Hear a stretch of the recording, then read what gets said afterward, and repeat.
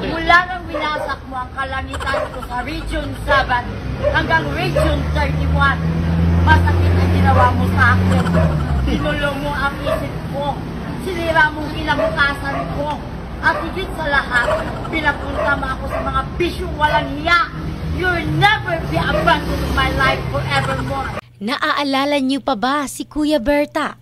Sino ba naman ang makakalimot sa palaboy na ito noon sa Cebu City? Napak ang Inglesan tuwing tinatanong. Si Kuya Berta o Roberto Plando Jr. sa tunay na buhay ay muli na namang umingay ang pangalan sa social media matapos ma-meet nito personally ang artist sa likod ng painting na ito ng kanyang mukha ng mga panahong nagva-viral siya online. Noong September 17 ng taon, na-meet ni Kuya Berta ang artist na si Jonathan Manigo. Sa naturang painting, makikita ang dating wangis ni Kuya Berta kung saan mahahaba pa ang kanyang mga bigote na ibang-iba sa kanyang itsura ngayon. Sa detalyeng ibinahagi ng Safe Haven Recovery Village, masayang-masaya umano si Kuya Berta dahil hindi niya akalaing ang kanyang paninirahan noon sa kalye ay mag-i-inspired sa isang artist na makagawa ng obra mula rito. Kung maaalala, ay nirescue noon si Kuya Berta matapos na maging palaboy sa kalye dahil umano sa pagkakalulong nito sa bisyo sa illegal na droga at nakumpleto nito ang treatment and rehabilitation sa Safe Haven Recovery Village. Sa ngayon, nagtratrabaho na siya bilang admin staff sa Safe Haven at patuloy na ibinabahagi ang kwento